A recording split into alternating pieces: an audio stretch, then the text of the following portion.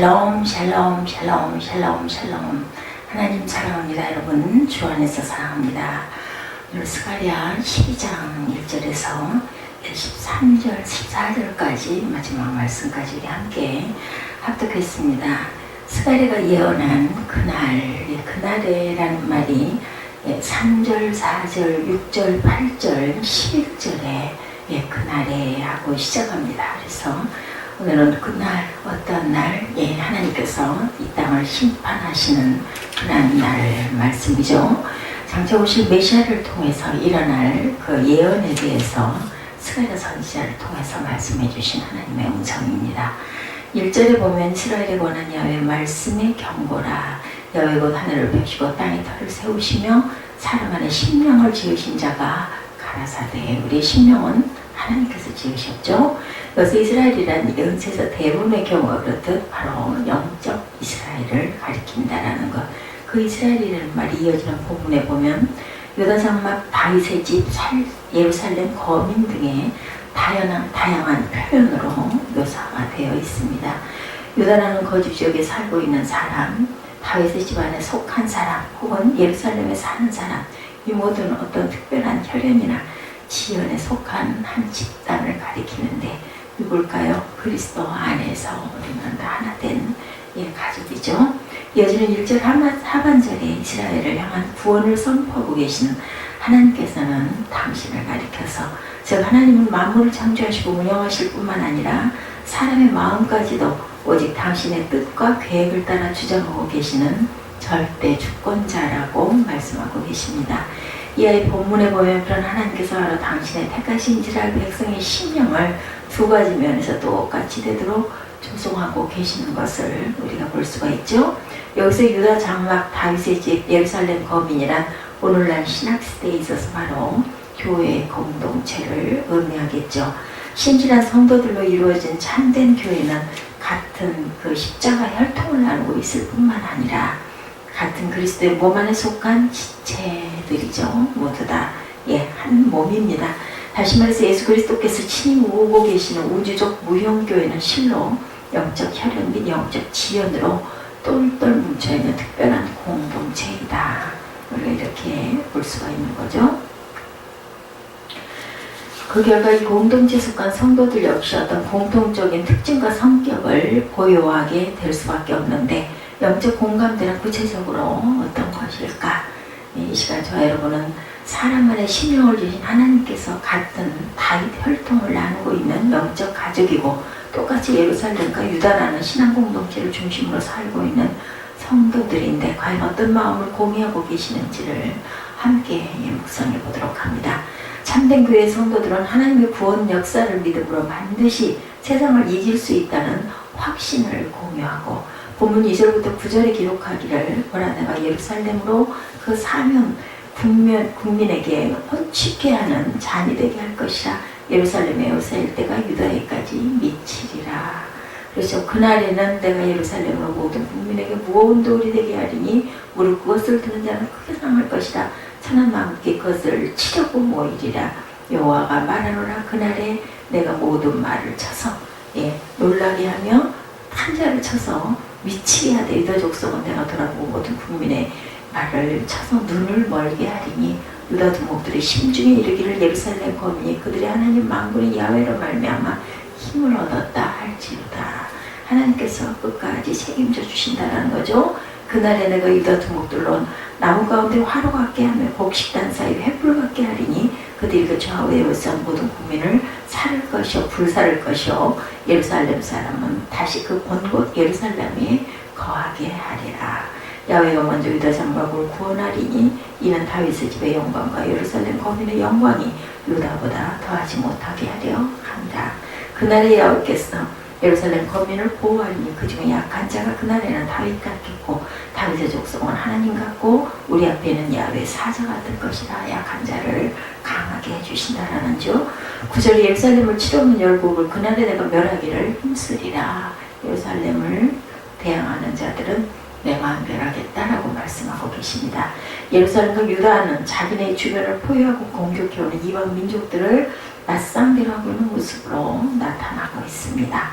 유다를 좌우에 있은 모든 국민이나 예루살렘 치러온 열국이라는 표현은 이스라엘을 둘러싸고 있는 이방 민족들이 그 이스라엘을 대하여 항상 품고 있던 적대감을 묘사하고 있는데, 교회가 항상 사단의 악적인 노릇을 하고 있는 인간 사회의 핍박에 포위되고 있다는 상징을 말씀하죠. 불신 권력으로부터 박해를 당하는 처지에 놓여 있다는 것을 상징합니다.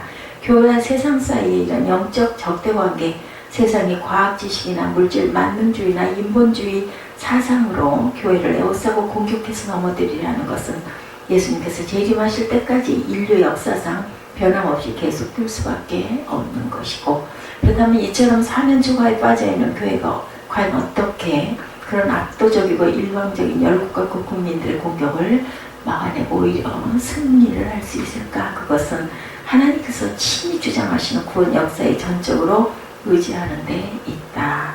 그렇죠. 본문은 바로 그 사실은 여러 가지 말씀을 확증하고 있습니다. 2절에 예루살렘으로 끌어 사는 국민에게 혼축케 하는 잔이 되게 할 것이다. 혼축케 하는 잔이란 말은 하나님의 진노의 잔을 뜻하죠. 이제 그 불신 이방 나라와 백성들에게 하나님께서 진노를 내리실 때 예루살렘이 바로 그 심판의 도구가 된다라는 것입니다. 3절에 그 예루살렘이 또한 모든 국민에게 무거운 돌이 되게 할 것이라고 하죠. 얼마나 무거운가, 그것을 드는 자가 오히려 크게 상하게 될 수밖에 없을 정도라고 말씀합니다. 다시 말해서 비록 천하 만국이 다 모여서 예루살렘을 함께 들어내 던지려 해도 그것을 드는 순간 예루살렘의 무거움을 감당치 못하고 한꺼번에 손을 놓아버리게 될 것이고, 그 순간 그들의 발이 동시에 크게 다치게 될 수밖에 없다라는 거죠. 그 어떤 나라와 백성이든 간에 감히 예루살렘을 치러오는 열국은 이처럼 하나님께서 친히 멸하기를 힘쓰시는 까닭에 이스라엘의 승리는 당연한 거다. 100%다. 그렇다면 그처럼 하나님께서 친히 주장하셔서 교회로 하여금 항상 세상을 이기게 하시는 과정에 그 교회에 속한 성도들의 심령은 어떻게 인도하실까? 5절에 유다의 두목들이 성중에 이르기를 예루살렘 거민이 그들의 하나님 만군의 야훼로 말미암아 힘을 얻었다 할지라고 이렇게 합니다. 이스라엘의 지도자들은 자기 백성들이 하나님께서 친히 베푸신 구원 역사로 인하여 힘을 얻는 것을 보게 될 것이라는 것인데, 이스라엘이 이방 민족이 침략에 대하여 승리하는 힘은 그 지도자나 백성 쪽에서 나온 것이 아니라 전적으로 하나님께로부터 주어진다는 것이죠. 유다의 두목과 예루살렘 거민들이 함께 고백하게 된다. 입술로 고백하게 된다. 7절과 8절 말씀 역시 같은 맥락의 내용이 이어져 갑니다. 하나님께서 먼저 유다 장막을 구원하신다. 그렇게 하시는 이유는 다윗의 집의 영광과 예루살렘 거민의 영광이 유다보다 더하지 못하게 하려니시라고 밝혀주고 있습니다. 유다 전체는 그 수도인 예루살렘에 비하면 상대적으로 방어 상태가 약한 현실에 처해 있었죠. 같은 유대인이라 할지라도 일반 평민보다도 다윗 왕가에 속한 왕족들이 더 중요시 여겨줄 수밖에 없었을 것입니다. 세상의 장군들은 전쟁이 발발할 때 아무래도 병방보다는 수도를 더욱더 중요하게 여길 것이고, 군대의 병력도 일반 국민보다는 대통령을 위시한 주요 인사들의 신변보호를 위해 더 많이 배치될 수밖에 없을 것입니다. 그렇지만 하나님께서 자기 백성을 구원하시는 전술에는 그런 차별이 없다라는 것, 오히려 유다 장막 전체를 먼저 구원해 주심으로 다윗 왕과의 사람이나 예루살렘 거민들이 무슨 특별 대우를 받고 받을 만한 영광스러운 존재가 아닌 것을 명백히 말씀합니다. 일단 유다가 구원을 받게 되면 그 안에 있는 예루살렘 거민들 역시 자연히 하나님의 보호를 받고 살아남을 수밖에 없게 될 것이라는 거죠. 그 결과 8절 하반절의 말씀대로 그 중에 악한 자가 그날에는 다윗 같겠고 다윗의 족속은 하나님 같고 무리 앞에는 야훼의 사자 같게 될 것이다. 약한 자가 아니라 약한 자입니다. 즉 일단 하나님의 구원을 받게 된 유다 백성이나 예루살렘 거민은 그 중에 아무도 약한 자가 있을 수 없고 모두 다 다윗 왕같이 강하고 존귀하게 될 것이다. 약한 자를 강하고 존귀하게 해주신다.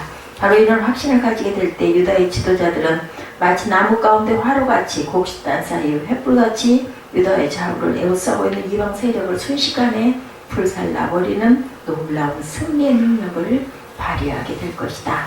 그런 확신을 공유하게 될 때 예루살렘의 주민들 역시 자기들이 거주하고 있는 그 본곳 예루살렘을 중심으로 더 똘똘 뭉치면서 더욱 강해질 수밖에 없다는 거죠.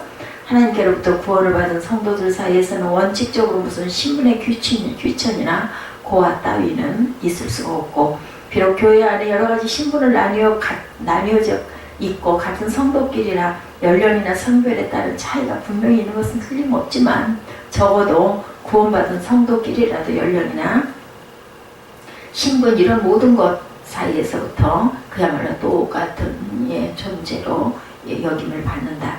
그런 구원의 확신이 있는 다윗의 족속은 하나님 같은, 즉 하나님과 직접 교제하는 최상의 신분을 누리게 된다. 너희는 왕 같은 제사장이라, 이렇게 말씀하시죠.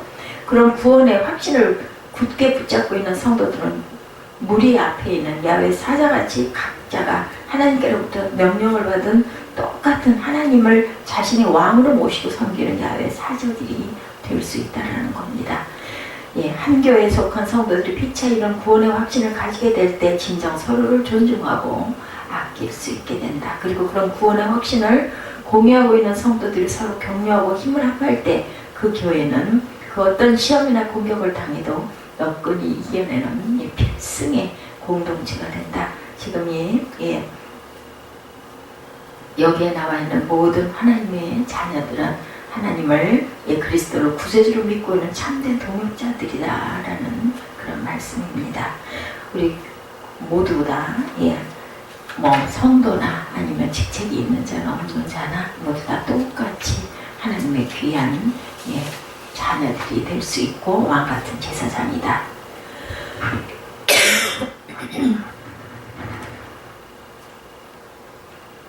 하나님께서 친히 그 모든 사람들을 심령 속에 역사하시는 것을 의시하고 또한 체험하게 될 때 우리가 모두 다 용기 백배 사기 춘천하게 된다는 거죠. 주의 종이나 평신교나 같습니다. 교인도 교회 생활을 통해서 어떤 육신적 도움을 기대하고 인간적 위로만을 바라고 있다면 끝까지 약한 교인으로 남아있을 수밖에 없고, 복음의 말씀을 통해서 구원의 확신을 얻고 나면 철저하게 교회 중심으로 살아가는 예루살렘 거민들이 다 될 수 있다. 바로 이런 성도와 또한 그 종이 뭉쳐지게 될 때 그 교회는 세상이 건드릴 수도 없고 함부로 도전했다가는 오히려 자신이 상하게 되는 무거운 돌과 같은 공동체, 좌우에 에워싼 불신 세력들을 놀라게 만들고 불살라버리는 화로와 같은 횃불 같은 무적의 공동체가 된다. 하나 되어야 되죠. 연합은 하나입니다.